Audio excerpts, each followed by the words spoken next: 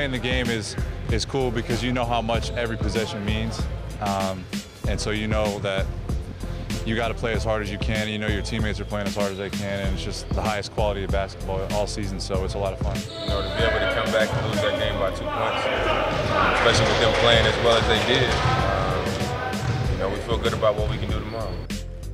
He says tomorrow, but tomorrow is here now for Damian and his teammates as they take on the Pelicans in what feels like a must-win Game 2 before they head off to New Orleans in this first round of the NBA playoffs. Yeah, so here we go. A lot of people already thinking we're in trouble if we don't win tonight, which is probably a fair statement, right? Casey Holdahl with us, Trailblazers beat reporter. You can read Casey's stuff on trailblazers.com. And let's start with what happened in Game 1? It was tough to watch. Yeah, I think, you know, what happened is the Blazers really kind of, you know, they got it taken to them by a New Orleans team that really felt like they had to prove something. They had Anthony Davis, who everyone knows is an MVP caliber player, all-star, just a guy who the Blazers don't really have a great answer for. But you kind of assumed that was going to happen. The issue is the guys, Drew Holiday and Rajon Rondo, had really good games. And those are the places where the Blazers really, if they have multiple players on the Pelicans get off, it's going to be really hard for the Trailblazers to win this series. So you're asking Ron, who can stop the Brow? Yeah. Who can stop the Brow? Do I need to step in? You know, if you could get on someone's shoulders and we get you out there in maybe a trench coat, we might be able to do something. But I think that's, you know, part of it is just mitigating what he does, because you're not going to stop him.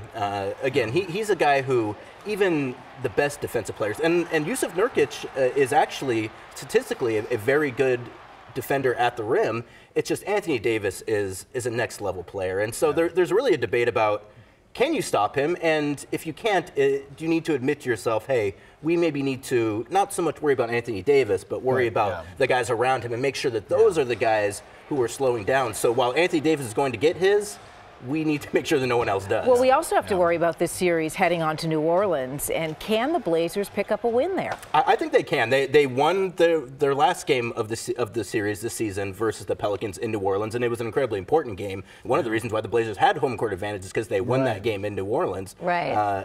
And yes, they can go in there and win a game in New Orleans. And you know, I've seen quite a few games in New Orleans, and you know, they have good crowds, but it's not the same kind of home court advantage that we have here at the Moda Center. Now, granted, it was a fantastic environment in the arena, and they still lost Game 1, so sometimes what happens in the arena maybe not as important, but the Blazers can absolutely go into New Orleans and win a game, and to your point, if they're going to win the series, they're going to have to. They're going to have to. What happened Game 1, Dame and CJ? Were they just having off nights? It was just...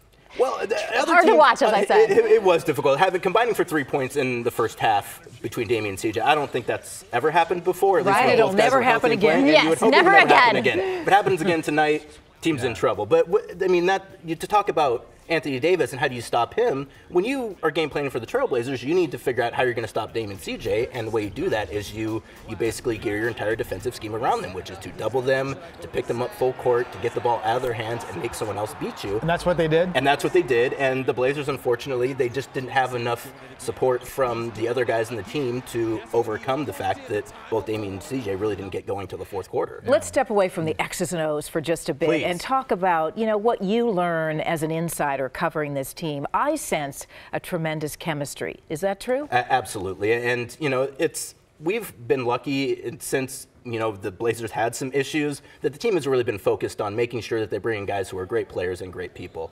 And Neil O'Shea has done a fantastic job of that. The roster, as constructed right now, is a group of guys who, I mean, you could sit down and have dinner with, have lunch with, meet on the street, and if you didn't know already that they were Portland Trail Blazers, you probably wouldn't know it because they don't carry themselves with that kind of conceit. You know, it's a very down-to-earth team, it's an egalitarian team, and that kind of flows from Damian Lillard in that he has such an interest in making sure that everyone feels a part of something, from the first man to the 15th man on the roster to the guys that, you know, are trainers, to the guys that are the ball boys. I mean, he has relationships with all those guys, and it makes it an environment to where people feel like they can be happy in the success for other people because they're all a part of it. Damian is setting the tone is what I got out of that in the locker room. So that's big. What gets him excited? He always seems so He's cool. so chill. Cool, calm, and collected. I think, you know, Damian is a guy, and CJ is kind of the same way too, in that, you know, they don't like to necessarily show their emotions all the time, but particularly in moments where